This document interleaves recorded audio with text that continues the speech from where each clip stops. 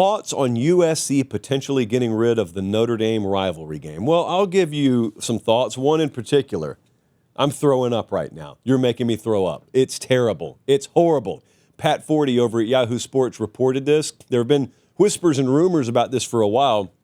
Here's the situation. So they play every year, because it's part of the fabric of college football, but who really gives anything about tradition anymore? So this is the last year on their current contract, so they will play this year. According to Pat 40, Notre Dame just wants to extend the series. USC wants to extend it for 1 year. They just kind of want to go year to year, and there's some thoughts that maybe they don't want to go long term. And look, I could trash USC here, but I'm not really even going to do that because it shouldn't even be up to them. Hold on. An alleged friend of mine is calling me while I'm live on air, although it is a Wednesday show. So we're not normally live on Wednesday, so I'll give Jeremy a pass. He knows whomst he is. So USC, we could trash them. Like many of you are doing on the college football streets, we could say, shame on you, USC. You're backing away from competition. You're softer than bread. And we could do all that. But I think there's a bigger picture issue here. However, although the story was reported this week, for people who have followed this for a little while, it wasn't a surprise. Do we have that Lincoln Riley quote board? Lincoln Riley at Big Ten Media Days last year was asked about this. And he said, I'd love to continue the series. I know it means a lot to a lot of people, the purist in you, no doubt. Now, if you get in a position where you've got to make a decision on what's best for SC to help us win a national championship versus keeping that, then shoot, you got to look at it. Translation. If we take Notre Dame off the schedule and it gives us an easier path and we've got a better win-loss record or statistically a better shot at a better win-loss record at the end of the year because of that, then that puts us in better position to make the playoff, which puts us in better position to play for a national championship, which means we should take a look at it. Lincoln Riley's not wrong. That's why I'm not even here to trash him or USC. It is certainly a pathetic mentality. But you know what? He ought not even have reason to have it. So a couple of thoughts here. We were looking this year at what this would do. Now, they're going to play this year, but let's pretend that this went into effect this year. We do our own internal strength of schedule metrics. If we did nothing more than remove Notre Dame from USC's schedule and put a random G5 opponent in there, USC would go from having the 5th toughest schedule in the Big Ten to the 13th toughest schedule in the Big Ten, just by changing that game. So it means a lot. That's a game on the road in South Bend.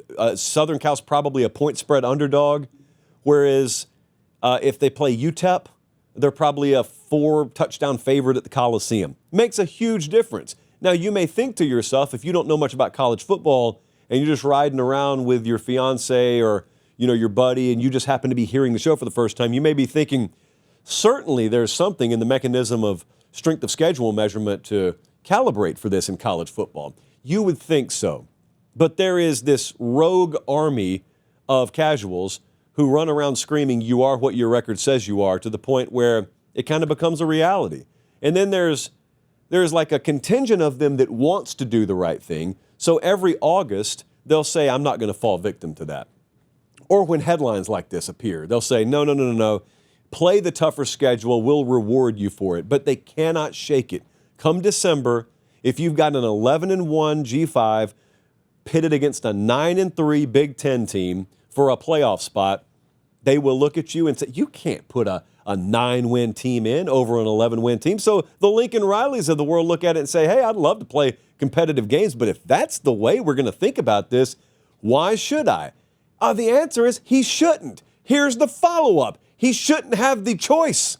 The AD at USC shouldn't have the option. The president of USC shouldn't have the option. The mayor of Los Angeles shouldn't have the option. There are certain foundational pieces of this sport. Some of them are rivalry games. Some of them are uniform combinations. I don't care. There are many things about this sport that are fundamental in nature. Hey, quick timeout. Check and see if you're subscribed to the YouTube channel. If you're not, I humbly ask that you click subscribe. It's free. It doesn't sign you up for anything. What it does is it helps us keep this show free so we can just do college football year-round. All right, back to the clip. There are many things about this sport that are woven into the fabric, into the DNA of college football that should be non-negotiables. The head coach at USC should never have the power to influence whether they play Notre Dame or not every year. The AD, because those come and go. We've had dozens of head coaches and athletic directors at these respective institutions, and yet they've played this game 95 times since 1924. You want to know what's canceled this game since 1924? There was this pesky little World War II we had, and then there was COVID in 2020. That's it. It's either been pandemic or world war, global conflict. It hasn't been, but we may not make the playoffs. Can you imagine that? War cancels your game, pandemic cancels your game, worried we may not make the playoffs because we're 9-3 instead of 10-2, cancels the game. One of those is not like the other. Pathetic. I'm not even bagging on Lincoln Riley. He shouldn't be in position to influence it. It should be there, and when you take the job at USC or you take the job at Notre Dame, as the AD or as the head coach, you should take it with the understanding you're going to play Notre Dame every year. You're going to play USC every year. And you know what? If you don't like that, then guess what? You don't have to take the job. It is the USC head coaching job, after all. It is the USC athletic director job, after all. Plenty of other people standing outside the door with their applications in their hand. Now, here is the follow-up. This is partly on college football. Lincoln Riley shouldn't even have this as a concern. But you're currently in a state of affairs in college football. It's been a problem for a while. That's why I find the nearest drum and I always bang it and I say, you've got to find a way to recalibrate the way you define strength of schedule and the way you factor it into your postseason decision-making in college football. Because we suck at it right now. It's been that way for a long time. Win-loss record is so easy to see past if you understand how different college football is to the NFL. But a lot of people don't. Because a lot of people with powerful voices in sports predominantly cover pro sports, and they just kind of drive by college football. But they drive by it long enough to spew this nonsense about you are what your record says you are, and it infects the conversation. It's infected. We get a sickness every December, and that sickness is, hey man, 10 wins is 10 wins. Win your games, you know.